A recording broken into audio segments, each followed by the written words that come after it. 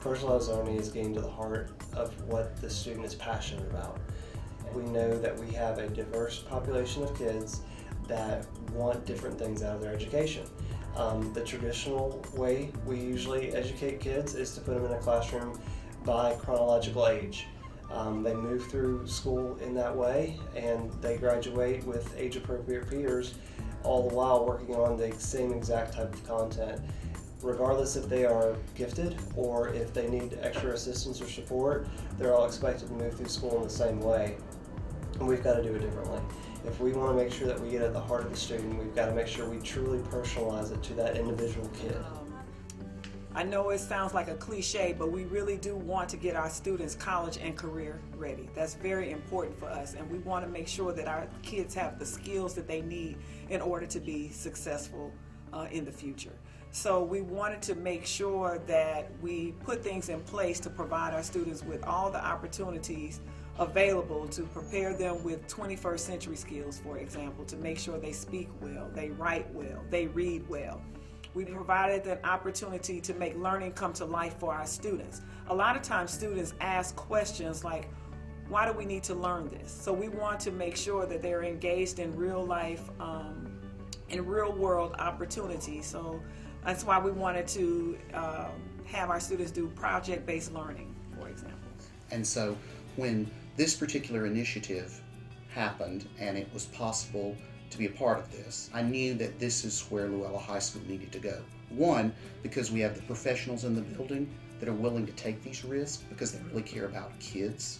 And two, because I really see it as an opportunity to show that an existing high school, as difficult as it may be, can transition to a personalized learning school where we are serving the needs of kids.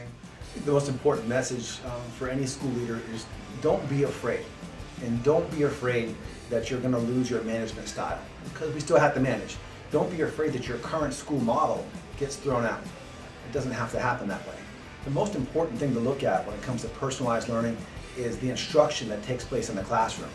You can still have the framework that you've used. You can manage your building exactly how you have. If you ring bells, great. If you don't, that's okay too. The most important thing is what goes on behind those four walls, in those hallways, in those large areas where kids are going to be doing projects.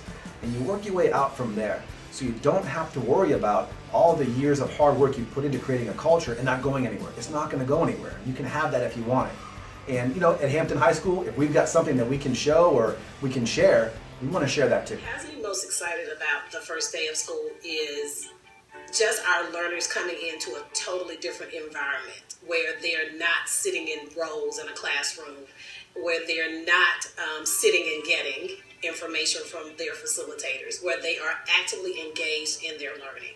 That's what we're looking at. And also having them to start thinking critically and stop thinking about just basic things, because the rigor in the classroom has to be increased, because we've got to get to the point where our students are taking ownership of their learning. Because you're able to get to know your students on a deeper level and know what they really, really know and what they don't. So it's no longer they're able to skim by because I'm a good kid and I'm just sitting in the back of the classroom doing what I'm supposed to be doing. I, as a teacher, can really understand what they're still having trouble with and address those issues as they come about. And with student interest comes teacher interest. So I think that's really important too.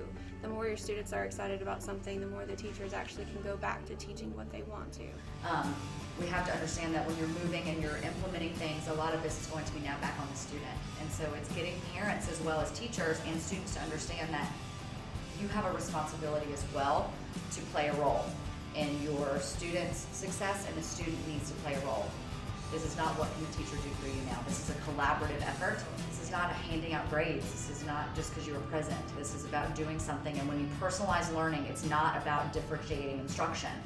It's about focusing on what the student is interested in and how my curriculum can highlight that child's interest, not just I'm going to give him a flow chart and that person a comic strip. That's not what it is. It's bigger than that. And sometimes I felt that I was just teaching for me. I had the information, but how could I reach my students? And so you now fast forward my first year, and now you're looking at 17, and I'm like, wow, personalized learning. Why didn't we do this back then?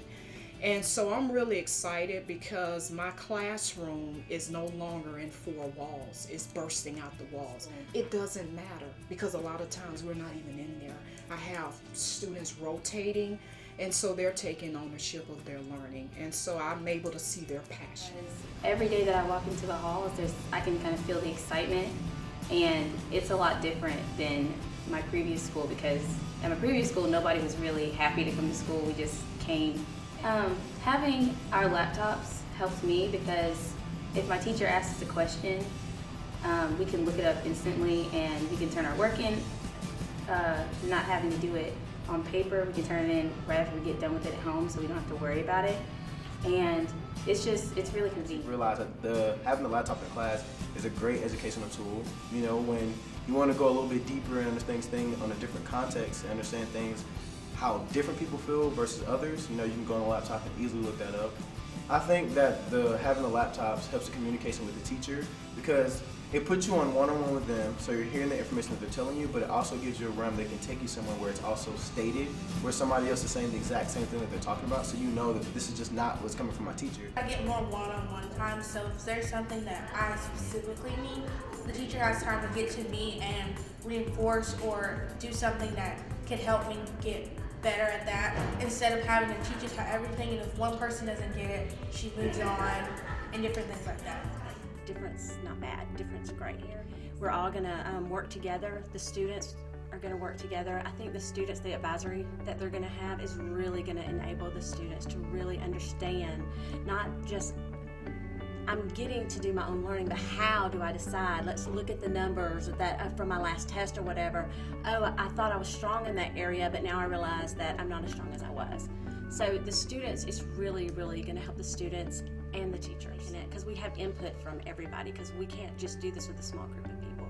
It's everybody. The students have had input, the parents have had input, the teachers, everybody. He's not seen a change in the relationship between students and teachers since the school year has started. I think that the teachers are making a really conscious effort to make sure that they're available for their students and that they're able to answer questions. And I really encourage my children, if there's something you don't understand, you have a teacher that you can go to, and the teachers have been very responsive. So where we are going with personalized learning is a journey with a path that hasn't been cut yet.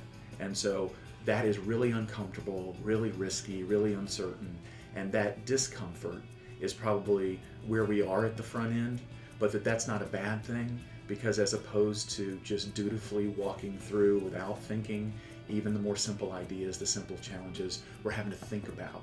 And so I value that part more than anything else, that we aren't just taking for granted. We're not just teaching from yellowed notes what we always knew and we always are, and that our kids think that it's just enough to get through. That it is the fresh challenge, the difficulty, the struggle that actually is going to be part of it, because we're going to struggle and still stay standing and then maybe take another step.